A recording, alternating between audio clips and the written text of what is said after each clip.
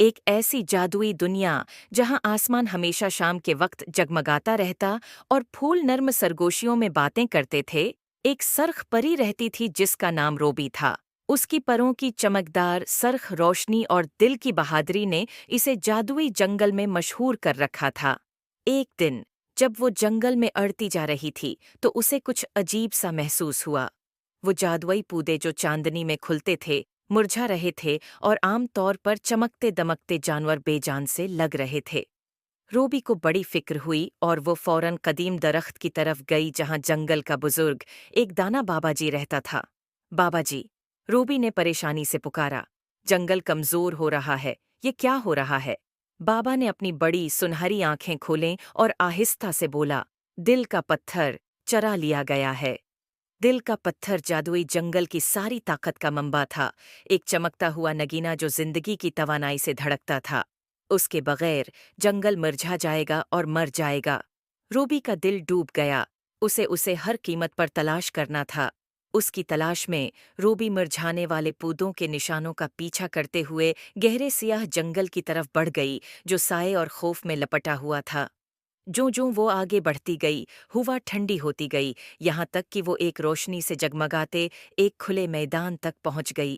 وہاں وسط میں ایک بڑا مڑا ہوا درخت تھا، اس کی جڑوں میں ایک خوفناک شخصیت جھکی ہوئی تھی، کال، ایک کالا جادوگر جو لمبے عرصے پہلے جادوئی جنگل سے نکالا گیا تھا۔ اس کے ہاتھوں میں دل کا پتھر کمزور روشنی سے دھڑک رہا تھا۔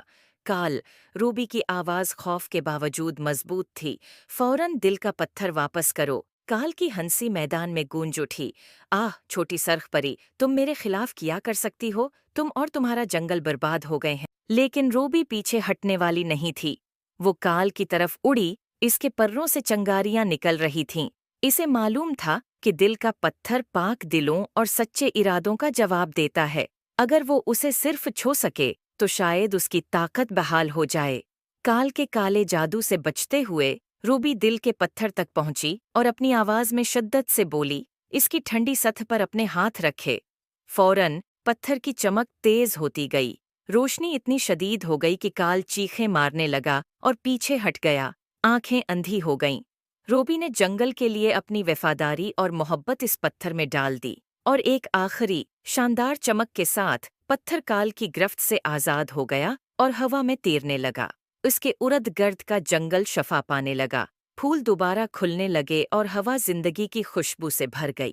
کال ہارا ہوا سائے میں بھاگ گیا، دل کا پتھر واپس جنگل کے دل میں چمکنے لگا، اور روبی نے اپنے آپ کو جادوئی جنگل کے شکرگزار مخلوقات سے گھرا ہوا پایا۔ بابا جی کی آنکھیں فخر سے چمک رہی تھیں، تم نے ہم سب کو بچا لیا روبی، تمہاری بہادری اور محبت نے ہمارے گھر کی جادوئی طاقت کو بحال کر دیا ہے۔ جنگل کئی دنوں تک جشن مناتا رہا اور روبی کو ایک ہیرو کی طرح سراہا گیا۔